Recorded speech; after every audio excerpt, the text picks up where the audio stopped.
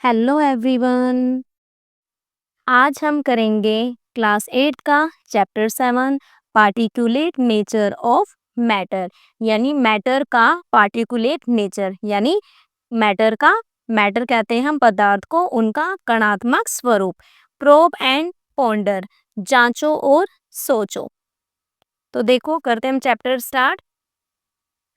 Why is it possible to pile up stones or sand but not a liquid like water? कि ऐसा क्यों possible है? क्या possible कह रहा है वो कह रहा है कि ऐसा क्यों पॉसिबल है? पाइल अप स्टोन्स और सैंड और पत्थरों को क्यों ढेर किया जा सकता है? पाइल अप मतलब उसको हम ढेर कर सकते हैं, बट लिक्विड लाइक वाटर उसको नहीं कर सकते।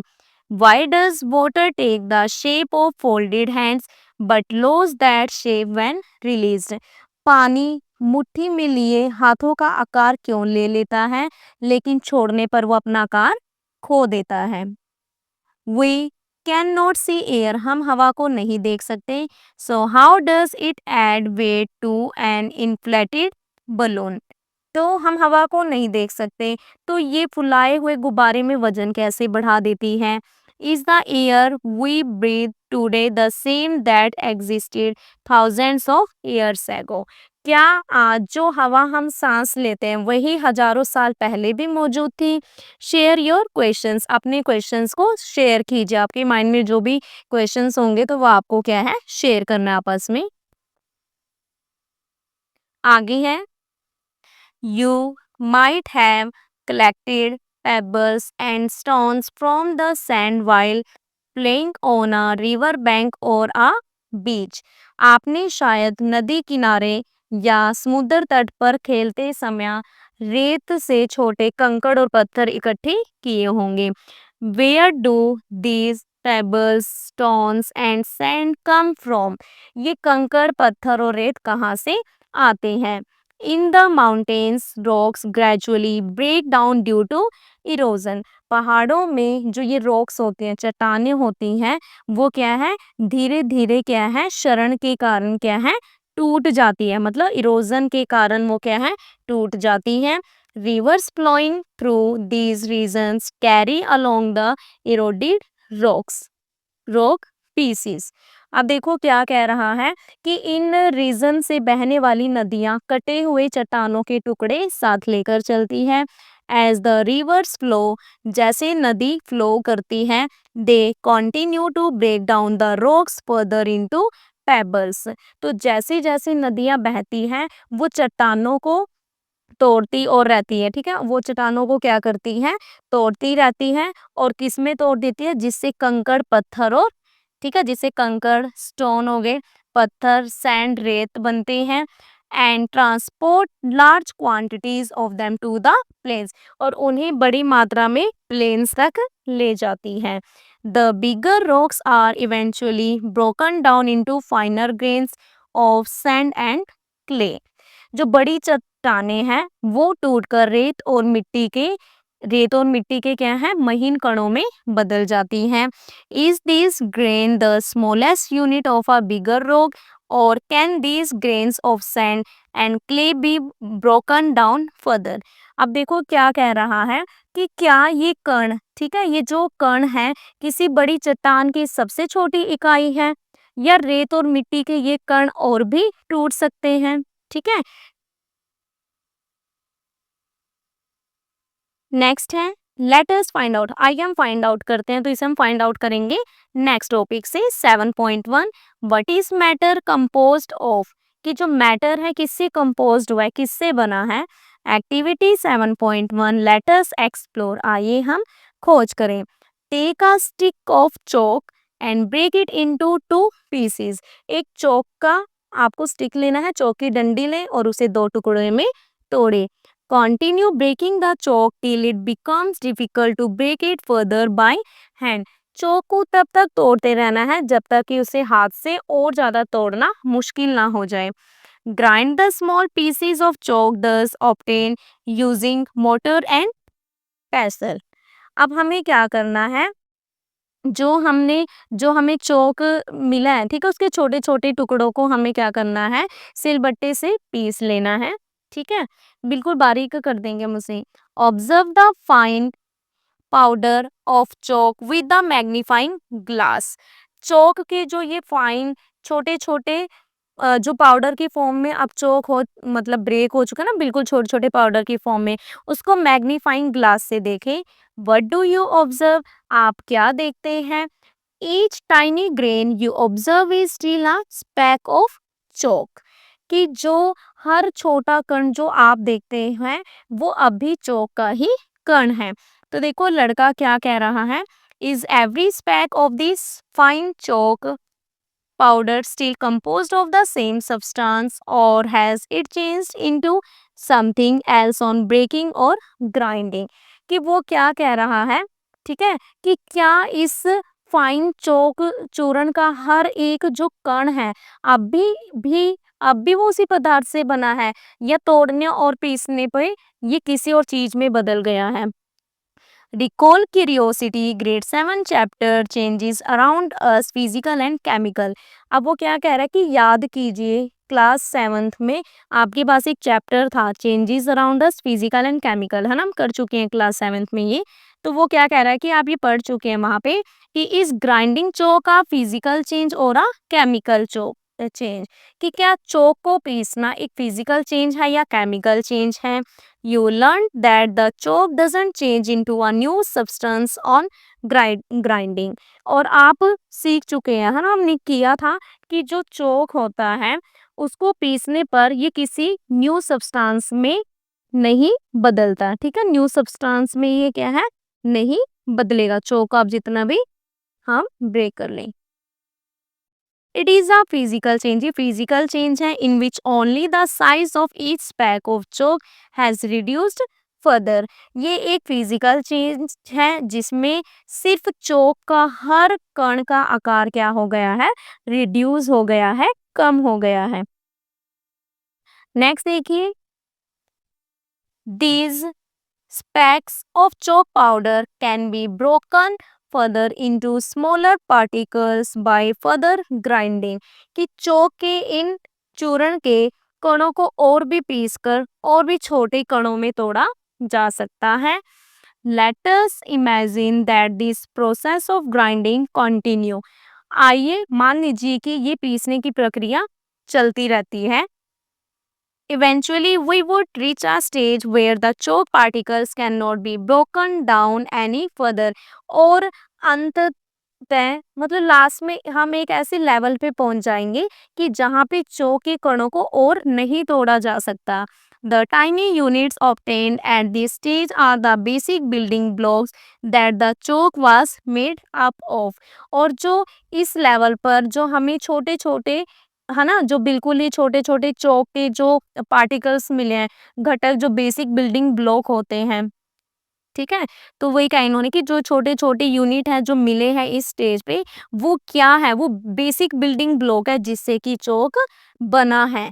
This means that one whole piece of chalk was made up of large number of smaller units. इसका क्या मतलब हुआ कि जो देखो पूरा का पूरा चौक का एक टुकड़ा है वो बहुत सी छोटी छोटी क्या यूनिट से मिलकर बना है। दीज यूनिट्स आर कॉल्ड, इन यूनिट्स को हम कहते हैं constituent particles of chalk.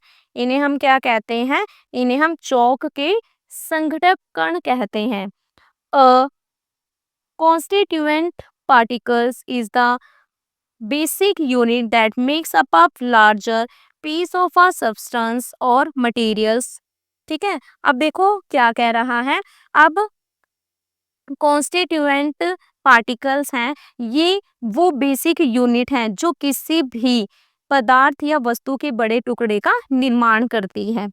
Just like chalk, जैसे कि chalk, the grains of sand and clay are not the smallest units of bigger rocks. ठीक चौक की तरह रेत और मिट्टी की कण भी बड़ी चट्टानों की सबसे छोटी इकाई नहीं है।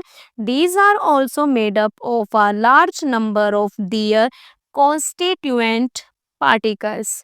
और ये जो पार्टिकल्स हैं, ठीक है, ये भी किससे बने हुए हैं? लार्ज नंबर ऑफ, बहुत बड़े बड़े क्या हैं, कॉन्स्टिट्यूएंट पार्टिकल से मिलकर बने हैं। लेटर्स एक्सप्लोर फर्दर, आइए एक्सप्लोर करते हैं, ठीक है। इससे पहले इसे देख लेते हैं, बॉक्स में जो लड़की है वो क्या कह रही है। Are the units of chalk obtained in this manner considered the smallest unit of chalk, कि क्या इस तरीके से प्राप्त जो चौक की यूनिट्स मिली है, ठीक है, चौक की जो यूनिट्स मिली हैं वो चौक की सबसे छोटी यूनिट्स मानी जाती है, ठीक है। तो ये लड़की पूछ रही है ऐसा। तो देखिए हम एक्सप्लोर करते हैं।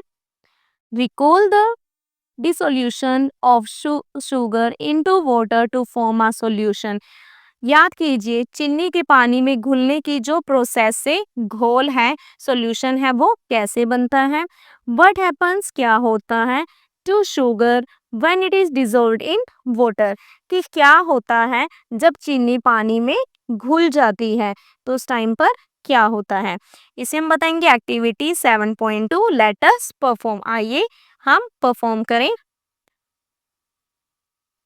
Fill a glass tumbler with drinking water, एक गिलास को पानी के, ठीक है, आपको पीने के पानी से भरना है। Put 2 teaspoons of sugar into it, उसमें 2 चम्मच चीनी डालें। Do not stir the water, taste a small spoonful of water from the top layer of the glass. अब देखो आपको क्या करना है कि जो आपने इसको स्टिर नहीं करना पानी को भी, अभी आपने उसको हिलाना नहीं है, ठीक है, हिलाना नहीं है। और अब आपने क्या की, टेस्ट करना है छोटे से स्पून से आपने उस पानी को, किसमें, जो ग्लास है उसके टॉप लेयर से आपने थोड़ा सा स्पून ने उस वाटर को लिया और उसको टेस्ट करना है। Does the water test sweet, क्या आपको पानी का जो टेस्ट है, ठीक है, आपको वो पानी का टेस्ट है वो आपको मीठा लगा, ठीक है, आपको ये बताना है। Now stir the water until the sugar dissolves completely, अब आपने पानी को क्या पूरा उसको स्टिर करना, अच्छे से उसको घोलना है, ठीक है, हिलाना उसको अच्छे से, कब तक, जब तक कि चीनी अच्छे से ना डिजोल्व हो जाए। Again taste a spoonful of water from the top layer, अब दोबारा से आपने क्या करना है, देखो पहले तो हमने इसको स्टिर नहीं किया था और हमने स्पून से, है ना, उसको टेस्ट किया था। अब आपको क्या करना, आपने इसको स्टिर किया था जब तक कि अंटिल शुगर डिजोल्व ना हो जाए पूरी तरीके से। अब आपने फिर से टेस्ट करना है टॉप लेयर से। What difference in taste do you notice, कि आपने क्या डिफरेंस को नोटिस किया है उसके टेस्ट में, दोनों बार टेस्ट करने में। डज इट टेस्ट स्वीट, कि अब आपको टेस्ट है उसका मीठा लगा। Since the top layer of water test sweet after dissolving sugar, अब क्या कह रहा है कि जो टॉप लेयर है वाटर का उसका टेस्ट मीठा लगा, कब, आफ्टर डिजोल्विंग शुगर, जब हमने चीनी को घोल दिया, ठीक है, उसके बाद हमें वो मीठा लगा। It must be present in the solution, जो कि सॉल्यूशन में प्रेजेंट है। Do you observe any sugar particles in the solution, क्या आपने ऑब्जर्व किया कि आपको इस सॉल्यूशन में कोई शुगर पार्टिकल दिखा। देखो चीनी को घोलने के बाद हमें चीनी उसमें नहीं दिखती है, सिर्फ हम उसको टेस्ट करके ही बता सकते हैं कि हाँ इसमें शुगर है। Sugar particles can no longer be observed but their presence can be sensed by taste, कि शुगर के पार्टिकल्स हैं, अब हम उसको ऑब्जर्व नहीं कर सकते हैं, है ना, उसकी प्रेजेंस को हम कैसे पता कर सकते हैं, सिर्फ उसको टेस्ट करके, है ना, चीनी घोलने के बाद चीनी दिखती थोड़ी ना उसमें।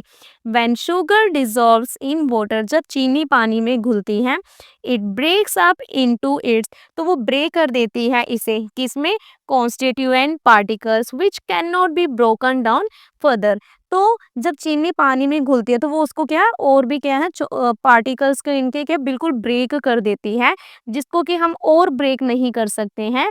Each tiny grain of sugar is made up of millions and millions of such constituent particles, और हर एक शुगर का जो टाइनी ग्रेन है, छोटा छोटा जो पार्टिकल्स है ना, वो बना है मिलियंस ऑफ मिलियंस ऐसे पार्टिकल्स से मिलके बना हुआ है।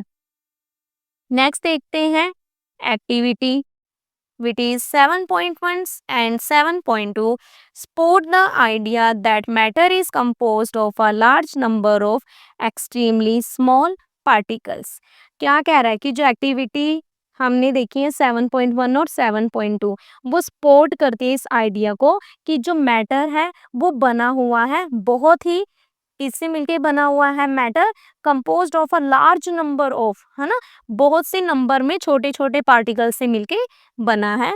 These particles are so small, ये इतने ज्यादा छोटे होते हैं that they can not be seen even through an ordinary microscope, इतने ज्यादा छोटे होते हैं कि इन्हें हम नॉर्मल माइक्रोस्कोप से भी नहीं देख सकते। अब देखो ये लड़का क्या क्वेश्चन पुट कर रहा है, but where did the sugar go, but चीनी कहाँ गई, है ना, ग्लास में पानी में शुगर लिया था वो कहाँ चली गई है? तो लड़की यहाँ पे कुछ कह रही है, the tiny sugar particles separate and occupy the available spaces between the water particles, कि जो टाइनी शुगर पार्टिकल, छोटे छोटे जो चीनी के पार्टिकल्स थे वो अलग हो जाते हैं और ऑक्यूपाई कर लेते हैं, ठीक है, और पानी के कणों के बीच की खाली जगह को भर देते हैं। These spaces between the particles are known as inter particle spaces, और ये जो पार्टिकल्स के बीच के इन जगहों को हम क्या कहते हैं? इन्हें हम बोलते हैं इंटर पार्टिकल स्पेसिस कहेंगे, ठीक है। आगे लड़की क्या कहती है, chalk and sugar, chalk and sugar can both be broken down into their constituent particles, कि जो चोक है और जो शुगर है उन दोनों को क्या है कि ब्रेक डाउन कर सकते हैं, उनको ब्रेक करके उनके संघटक कणों में तोड़ा जा सकता है। But how are the constituent particles held together to form the solid pieces we see, लेकिन ये जो कॉन्स्टिट्यूएंट पार्टिकल्स हैं आपस में जुड़कर सॉलिड पीसीस कैसे बनाते हैं जिन्हें हम देखते हैं। 7.2 what decides different states of matter, कि जो मैटर के अलग अलग स्टेट्स हैं वो किस पे डिपेंड करती है या वो क्या डिसाइड करता है। The constituent particles of matter are held together through forces which are attractive in nature, कि जो भी मैटर के कॉन्स्टिट्यूएंट पार्टिकल्स हैं वो आपस में क्या होता है कि उनके बीच अट्रैक्टिव फोर्स होता है, ठीक है, अट्रैक्टिव फोर्स के कारण वे एक दूसरे से जुड़े रहते हैं। These forces are called inter particle attraction, इन्हें हम क्या कहेंगे? इंटर पार्टिकल अट्रैक्शंस कहते हैं। The strength of these attractions depend on the nature of the substance and the interparticles distance, इन और जो जो भी स्ट्रेंथ है, ठीक है, इन अट्रैक्शंस की ये डिपेंड करती है। देखो क्या कह रहा है कि इन अट्रैक्शन फोर्सेस की जो स्ट्रेंथ है वो मैटर के प्रकार और जो भी कण है उसके बीच की दूरी पर डिपेंड करता है। Even a slight increase in the distance decreases the interparticle forces drastically, और दूरी में अगर थोड़ी सी भी इंक्रीमेंट होती है ना, डिस्टेंस अगर थोड़ा सा भी बढ़ता है तो उसकी वजह से इंटरपार्टिकल फोर्सेस को भी ये काफ़ी हद तक डिक्रीज कर देती है।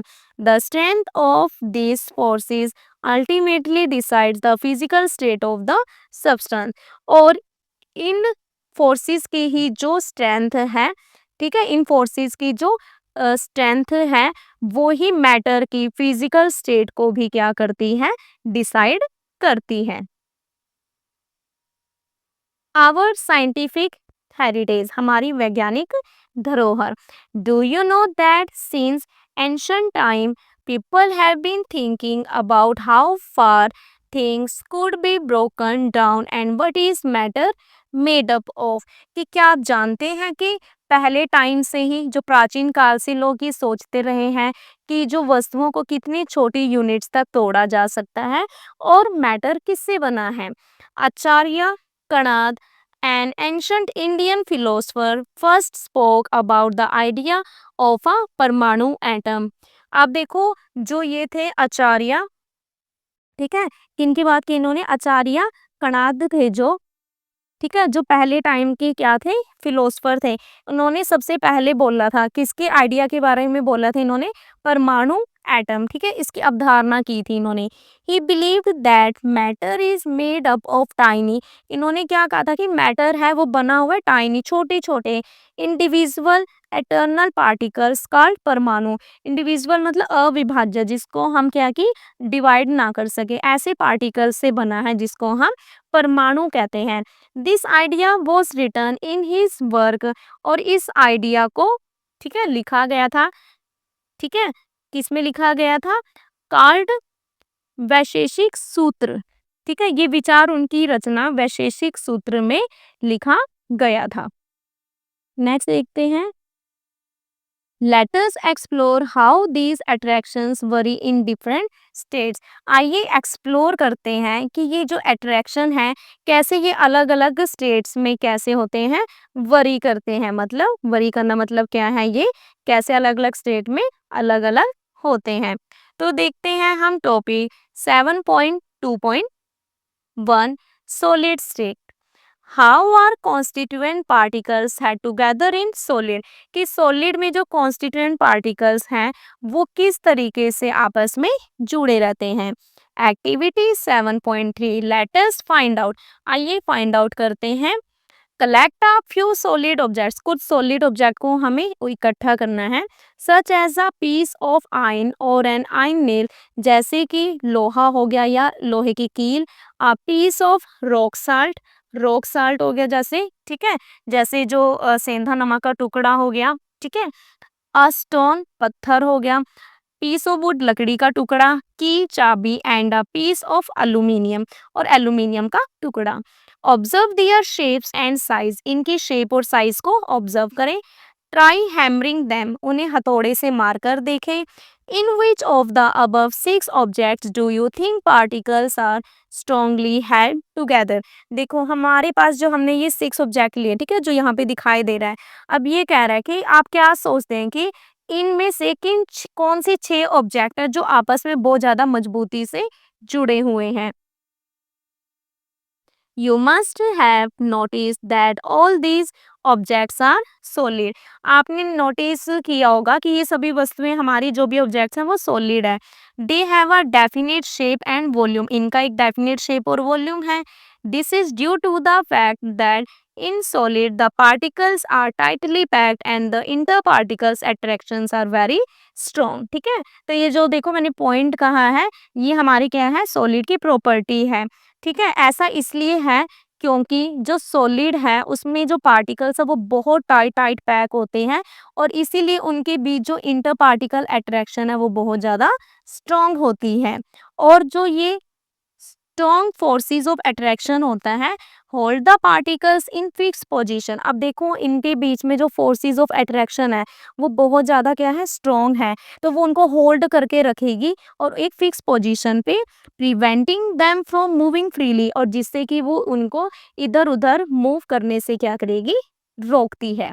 The particles can only move to and fro about their positions, vibrate or oscillate, but cannot move past each other. ये जो particles हैं वो केवल अपने स्थानों पर आगे पीछे या जैसे कांप कर या ऑसिलेट कर सकते हैं, लेकिन एक दूसरे से आगे नहीं जा सकते हैं। ठीक है, देखो ये लड़का क्या क्वेश्चन पुट कर रहा है। In the solid state is there any way to move this particle apart, कि सॉलिड स्टेट में क्या इन कणों को अलग करने का कोई तरीका है। ठीक है, तो देखो क्या कह रहा है, व्हेन सॉलिड्स आर हीटेड, जब सॉलिड को हीट किया जाता है, दियर पार्टिकल्स वाइब्रेट, तो इसके पार्टिकल्स वाइब्रेट करते हैं मोर विग्रसली, ठीक है, बड़ी ही तेजी से क्या करते हैं, वाइब्रेट करने लगते हैं। स्टेज इज रिच्ड, एक ऐसी स्टेज पहुंच जाती है when these vibrations become so vigorous, ठीक है, और एक ऐसी स्टेज आ जाती है जबकि ये जो वाइब्रेशन है वो बहुत ज्यादा विग्रस, बहुत तेजी से हो जाती है, that the particles start leaving their position, कि ये पार्टिकल्स फिर क्या है, अपनी पोजीशन को छोड़ना शुरू कर देते हैं। The interparticle forces of attraction get weakened and the solid gets converted into the liquid state। और फिर क्या होता है कि जो inter particle force of attraction है ये कमजोर हो जाते हैं, वीक हो जाते हैं, जिसकी वजह से जो सॉलिड है वो लिक्विड स्टेट में बदल जाता है। द टेम्परेचर एट विच, ऐसा टेम्परेचर जिसमें this happens is the melting point of the solid, और ऐसा टेम्परेचर जिसमें ऐसा होता है उसे हम क्या कहते हैं, उसे हम सॉलिड का मेल्टिंग पॉइंट कह देते हैं, क्योंकि इसमें सॉलिड वाली चीज अब क्या है, वो मेल्ट हो गया, मेल्ट होके क्या है, लिक्विड फॉर्म में आ गया। जैसे देखो दिखा है, सॉलिड ऐसे होते हैं, बिल्कुल टाइट टाइट पैक होते हैं, इनके बीच में क्या है, जो inter particle forces of attraction है वो बहुत स्ट्रांग होती है, ठीक है। फिर ये दिखा रहा पार्टिकल्स विद इंक्रीज्ड वाइब्रेशन, जब ये वाइब्रेट होना शुरू हुआ, हमने इसको हीट किया, हीट करने पे क्या हुआ, ये बहुत ज्यादा वाइब्रेट होना शुरू कर देते हैं, और जब बहुत ज्यादा वाइब्रेट होना शुरू हो गया तो जो inter particle force of attraction थी इन पार्टिकल्स के बीच में वो वीक हो जाती है, और सॉलिड धीरे धीरे किस में कन्वर्ट हो जाता है, वो लिक्विड फॉर्म में हो जाता है, ठीक है। The minimum temperature at which a solid melts to become a liquid at the atmospheric pressure is called its melting point। तो देखो क्या कह रहा है, वो कम से कम टेम्परेचर जिसमें एक सॉलिड मेल्ट होता है और मेल्ट होकर लिक्विड बन जाए, किस पे, एटमॉस्फेरिक प्रेशर पे, उसको हम कहेंगे इसका मेल्टिंग पॉइंट कहेंगे। Generally in a liquid state में जो particles are somewhat further away from each other as compare to those in the solid state. क्या कह रहा है ये, कि जो जनरली जो लिक्विड स्टेट में जो पार्टिकल्स होते हैं सॉलिड स्टेट की तुलना में एक दूसरे से कुछ अधिक दूर होते हैं, ठीक है। आइस इज एन एक्सेप्शन, ठीक है, आइस है इसका एक्सेप्शन है, एक्सेप्शनल केस है। Its particles are further apart than those in water. तो क्या कह रहा है, बर्फ इसका एक अपवाद है, इसके पार्टिकल्स पानी पानी के पार्टिकल्स से भी ज्यादा दूर होते हैं। Some solids have weak inter particles forces of attraction so their melting points are low, कि कुछ सॉलिड्स हैं इनमें क्या है, inter particle forces of attraction weak होता है, इसलिए इनका मेल्टिंग पॉइंट कैसा होता है, कम होता है। मेल्टिंग पॉइंट को हम हिंदी में गलनांक कह देते हैं। While others have strong attractive force, जबकि कुछ का अट्रैक्टिव फोर्स कैसा होता है, स्ट्रॉन्ग होता है, और उसका मेल्टिंग पॉइंट भी क्या होता है, ज्यादा होता है। Some examples of solids and their melting points are shown in table 7.1। हमें टेबल दी हुई है, ठीक है, इस टेबल में दिखाया है सॉलिड और उनका मेल्टिंग पॉइंट भी शो किया हुआ है, ठीक है। Melting points of some solids, कुछ सॉलिड का मेल्टिंग पॉइंट, तो देखो ये मटेरियल का नेम थी, इनका मेल्टिंग पॉइंट, जैसे आइस है, इसका मेल्टिंग पॉइंट 0 डिग्री सेल्सियस। ये हमारा यूरिया, इसका होता है 133 डिग्री सेल्सियस। आयन आयन का होता है सबसे ज्यादा, देखो मेल्टिंग पॉइंट 1538 डिग्री सेल्सियस। तो देखो अब ये क्या कह रही है, ये गर्ल क्या क्वेश्चन कर रही है, solids have a definite volume, solids का वॉल्यूम डेफिनेट होता है, ठीक है, निश्चित होता है। What about liquids and gases, तो लिक्विड और गैसेस का क्या, उनमें कैसा होता है, ठीक है। अब हम लिक्विड और गैसेस के बारे में जानेंगे। 7.2.2 लिक्विड स्टेट, लिक्विड स्टेट यानी कि द्रव अवस्था कह देते हैं जिसे हम, ठीक है। अब हम लिक्विड के बारे में बताएंगे कि जैसे अभी हमने सॉलिड को रीड आउट किया, ऐसे हम लिक्विड और गैस को भी पढ़ेंगे। Activity 7.4 letters try and find out, कि आइए इसे अजमाएं और जानें, ठीक है।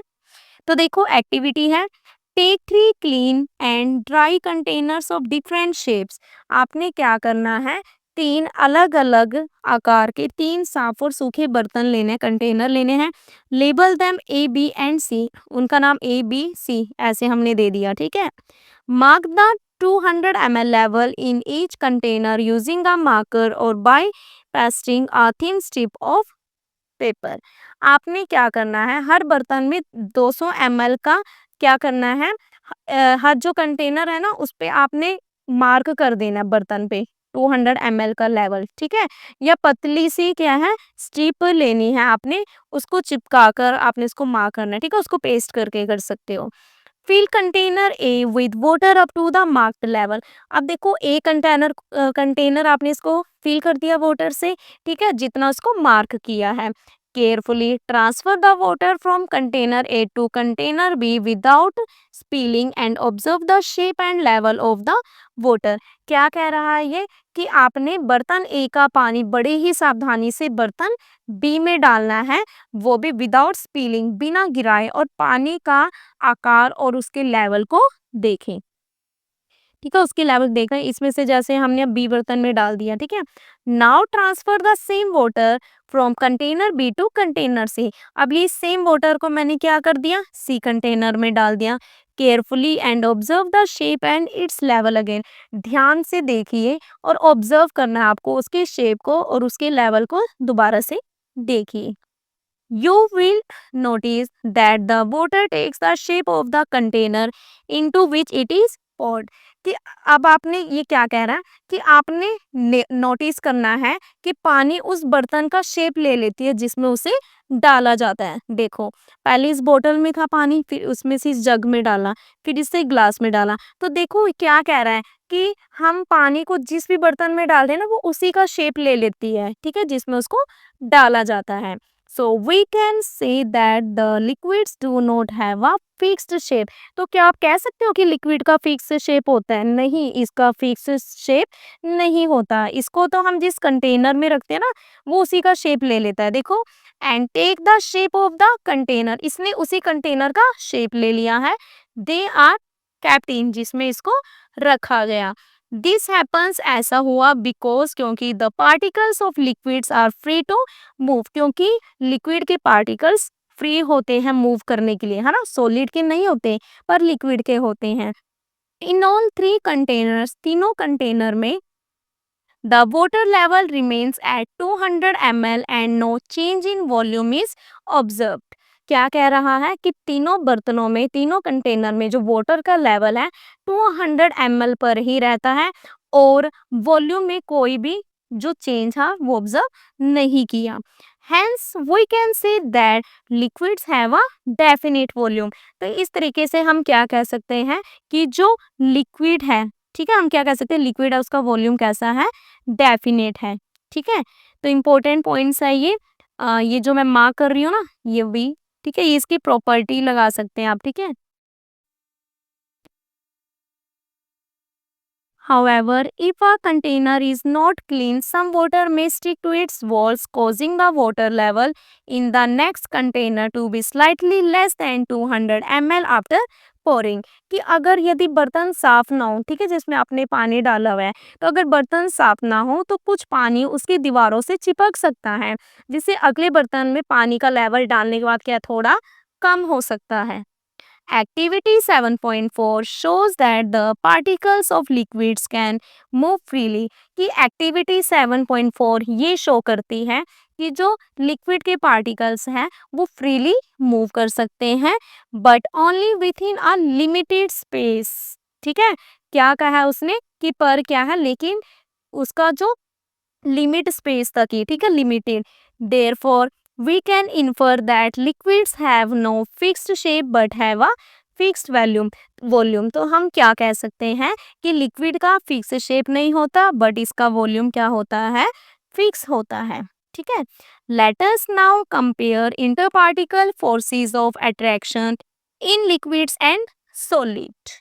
क्या कह रहा, आइए जो सॉलिड है और लिक्विड है उसमें जो inter particular forces of attraction है उसको कंपेयर करें। Take some water in a shallow vessel and try to move your finger through it.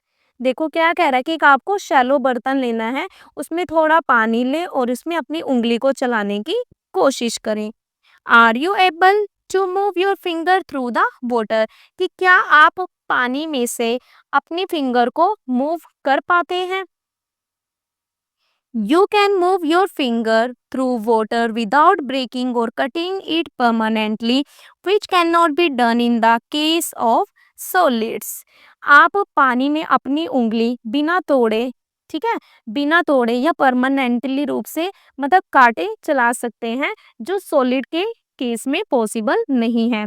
When you try this, जब आप इसको कोशिश करते हैं, you are temporarily displacing water. तो आप ऐसा करते हैं तो उस टाइम आप क्या इसको टेम्परेली क्या कर रहे हैं, पानी को क्या कर रहे हैं, डिस्प्लेस कर रहे हैं। As shown as you remove your finger, और जैसे आप अपनी उंगली को रिमूव करते हैं तो जो पोजीशन है वाटर की इज रिस्टोर, वो दोबारा से वापस आ जाता है, रिस्टोर हो जाता है। We can say that in liquids, हम कह सकते हैं कि लिक्विड में inter particle attractions are slightly weaker than in solids. हम क्या कह सकते हैं कि लिक्विड में जो पार्टिकल्स के बीच इंटर पार्टिकल अट्रैक्शन है वो वीक है, कमजोर है, किसके कंपैरिजन में, सॉलिड की कंपैरिजन में, but still strong enough to keep the particles close together, पर फिर भी इतना मजबूत होता है कि वो पार्टिकल्स को पास में रख सके। Recall Curiosity, Grade 6 Chapter Temperature and its Measurement, where you observe the temperature of boiling water. Recall करना है आपको, ठीक है। क्लास 6 में आपने चैप्टर किया था ना टेम्परेचर एंड इट्स मेजरमेंट, है ना, ये चैप्टर किया था जहाँ पे आपने क्या ऑब्जर्व किया था, आपने उबलते हुए पानी का टेम्परेचर देखा था। तो अब कह रहा है कि when a liquid is heated, जब हम पानी को हीट करते हैं, स्टेज कम, एक ऐसी स्टेज आती है व्हेन इट स्टार्ट्स बॉइलिंग, जब वो उबलना शुरू कर देता है ना, उबलना शुरू कर देता है। तो जो क्या कह रहा है फिर, जब वो उबलना शुरू कर रहा है तो जो ऐसा टेम्परेचर जिसमें लिक्विड बॉयल होता है, पानी उबलता है एंड टर्न इनटू वेपर, और वेपर में चेंज हो जाता है एटमॉस्फेरिक प्रेशर पे, उसको हम कहते हैं बॉइलिंग पॉइंट। क्या कहेंगे, बॉइलिंग पानी, ठीक है, बॉइलिंग पॉइंट कहेंगे कि जब पानी क्या है बॉयल होना शुरू कर देता है तो वो किस में टर्न हो जाता है, वेपर्स की फॉर्म में। The movement of particles becomes so vigorous that they move apart from each other, कि जो मूवमेंट है, ठीक है, पार्टिकल्स की स्पीड है जो इतनी तेज हो जाती है कि वो एक दूसरे से दूर चले जाते हैं, resulting in a decrease in the inter particular forces of attraction, जिससे पार्टिकल्स के बीच अट्रैक्टिव फोर्स कम हो जाता है। Eventually the constituent particles can escape from the liquid state, और अंततः क्या होता है कि जो लिक्विड स्टेट के पार्टिकल्स बाहर निकल सकते हैं। The liquid is converted into vapour और द गैसियस स्टेट, ठीक है। तो जो लिक्विड है, लिक्विड आपका कन्वर्ट हो जाता है वेपर में और गैसियस स्टेट में। आप देखो, at the boiling point, the formation of vapor is very fast and occurs not only at the surface but also within the liquid, कि जो boiling point पर जो formation होती है वेपर की वो बहुत फास्ट होती है, और सिर्फ वो अकर नहीं करती, मतलब सिर्फ उसकी सरफेस पर ही नहीं होती बल्कि क्या है, लिक्विड के अंदर भी होता है। This process is observe as bubble formation in the liquid, इस प्रोसेस को हम लिक्विड में बुलबुले बनने के रूप में देख सकते हैं। However vapour formation occurs at all temperatures even below the boiling point, though slowly and only at the surface, लेकिन जो वेपर फॉर्मेशन है वो सभी टेम्परेचर्स पर होता है, यहाँ तक कि जो बॉइलिंग पॉइंट से नीचे भी, हालांकि धीरे धीरे और सिर्फ सरफेस पर। This slower process is known as evaporation, और ये जो धीरे धीरे जो स्लो प्रोसेस होती है इसे हम क्या कहते हैं, वेपोरेशन कहते हैं। About which you have learned in earlier grades, जिसके बारे में आपने पिछली क्लासेस में सीखा है, ठीक है। अब ये लड़का क्या कह रहा है, I have seen that spilled water disappear after some times and it happens at any temperature, कि मैंने क्या देखा है कि जो spilled water है वो थोड़े टाइम के बाद क्या हो जाता है, वो disappear हो जाता है, वो गायब हो जाता है, ठीक है। और it happen, और ये किसी भी टेम्परेचर पे हो जाता है, ठीक है। अब हमने ये लिक्विड के बारे में पढ़ा था, और अब हम पढ़ेंगे 7.2.3 गैसियस स्टेट, जो कि हमारी मैटर की थर्ड स्टेट है। अभी लड़की क्या कह रही है, do gases also have a fixed volume, कि क्या गैसेस का वॉल्यूम भी फिक्स होता है। तो देखते हैं इसे एक्टिविटी 7.5 में, लेट अस इन्वेस्टिगेट, आइए इन्वेस्टिगेट करिए, आइए जांचें। अब हमें जांच करना है इसे। Take two transparent gas jars और glass tumblers and mark them A and B, आपको दो ट्रांसपेरेंट गैस जार लेना है, ठीक है, गैस जार लेना है, ये कांच का ग्लास ले और उन्हें क्या है ए और बी का नाम दे देना है। Create some smoke by burning an incense stick, आपने एक अगरबत्ती जलाकर थोड़ा धुआं तैयार करना है। Hold the gas jar A upside down over the smoke, gas jar A है जो आपने इसको उल्टा करके धुएं के ऊपर रखना है।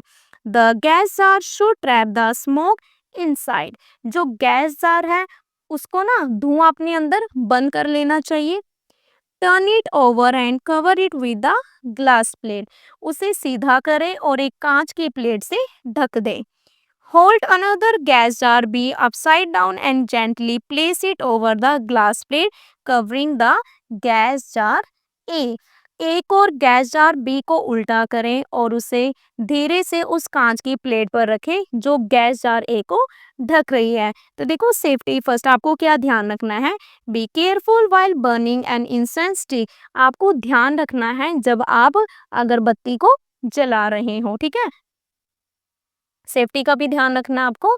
तो देखिए क्या होता है आगे। Remove the glass plate slowly and ensure that both gas jars are close enough and there is no gap for smoke to escape. कि कांच की प्लेट को धीरे धीरे हटाएं और आपको ये इंश्योर कर लेना है कि जो दोनों गैस जार है वो एक दूसरे के काफी पास हो और धुएं के निकलने के लिए कोई जगह ना हो। Observe how the smoke spreads inside the gas jar B, observe करें कि जो धुआं है वो गैस जार बी के अंदर कैसे फैलता है। The smoke fills the entire space in the gas jar B, indicating that gases do not have a fixed volume and tend to occupy the entire available space. कि क्या कह रहा है कि ऑब्जर्व करना आपने, ठीक है, ऑब्जर्व किया, ठीक है, सॉरी यहाँ पे हम the smoke फिल्स the entire space, कि जो धुआं है गैस जार बी की पूरी जगह भर देता है, जो क्या इंडिकेट करता है कि गैसों का अपना कोई भी फिक्स वॉल्यूम नहीं होता है, ठीक है, फिक्स वॉल्यूम नहीं होता है और वो मतलब जो भी उसके पास एंटायर अवेलेबल स्पेस, जितना भी स्पेस होता है उसको घेर लेता है।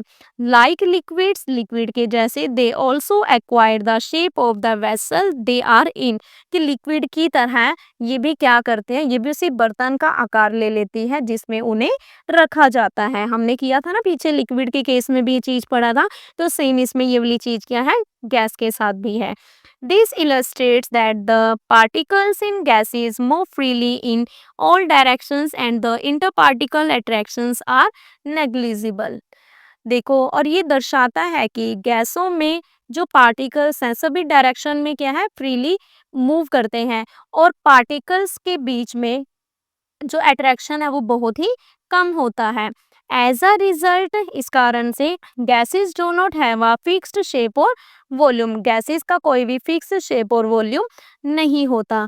इन दिस एक्टिविटी, इस एक्टिविटी में smoke is used to represent the gaseous में स्टेट, इस एक्टिविटी में देखो जो हमने स्मोक का यूज क्यों किया है, स्मोक क्या शो कर रहा है इसमें, रिप्रेजेंट कर रहा है वो गैसियस स्टेट को शो कर रहा है, ठीक है।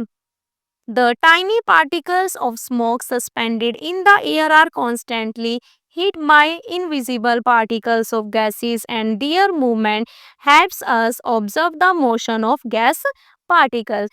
कि जो टाइनी पार्टिकल्स हैं, ठीक है, किसके, स्मोक के, वो सस्पेंड हो जाते हैं, ठीक है। क्या कह रहा है कि देखो हवा में जो ठहरे हुए धुएं के छोटे छोटे पार्टिकल्स होते हैं वो लगातार गैस के इनविजिबल पार्टिकल से टकराते रहते हैं और उनकी गति हमें, उनकी जो स्पीड है जो हमें गैस के कणों की गति का ऑब्जर्व करने में मदद करती है। This activity can also be demonstrated by using iodine vapour instead of smoke from incense stick. This activity, अब क्या कह रहा है कि इस एक्टिविटी को अगरबत्ती की धुएं की जगह ना हम आयोडीन वेपर का यूज करके भी क्या कर सकते हैं, प्रदर्शित कर सकते हैं। Iodine vapor can be obtained by placing some solid iodine in a closed gas jar for some time as shown in figure 7.8. 8 कि क्या कह रहा है वो कि जो आयोडीन वेपर प्राप्त की जा सकते हैं उसको हम ऑब्टेन कर सकते हैं कैसे? अगर हम सॉलिड आयोडीन को, ठीक है, कुछ टाइम के लिए एक बंद गैस जार में रख दें, जैसा कि आपको इस पिक्चर में दिखाया गया है, ठीक है। Both liquids and gases flow and do not retain the fix shape कि जो दोनों देखो ये प्रॉपर्टी है लिक्विड और गैस की कि ये फ्लो कर सकता है और ये रिटेन नहीं करता फिक्स शेप को, ठीक है। These properties distinguish them from solids and classify them as fluids.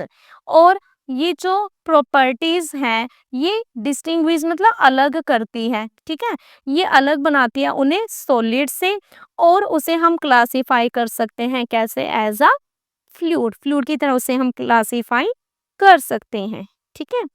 तो ये था हमारा आज का इस चैप्टर का फर्स्ट पार्ट, ठीक है, जिसमें हमने मैटर के बारे में पढ़ा, ठीक है। मैटर के हम पार्टिकुलेट नेचर के बारे में रीड कर रहे थे। इसमें हमने मैटर की तीनों properties solid liquid and gases को स्टडी किया है, ठीक है। तो देखो सॉलिड लिक्विड और गैस के बारे में तो आप वैसे ही थोड़ा थोड़ा बेसिक पॉइंट आप लोग पहले भी रीड कर चुके हैं, है ना। ये तो आपके पास फोर्थ फिफ्थ स्टैंडर्ड में भी आ जाता है, बट अब थोड़ा सा हमने थोड़ा इसको क्या विद एक्टिविटी किया है, ठीक है। तो आई होप आपको चैप्टर समझ आया हो। ओके बाय, मिलते हैं हम अपनी नेक्स्ट वीडियो में पार्ट 2 के साथ।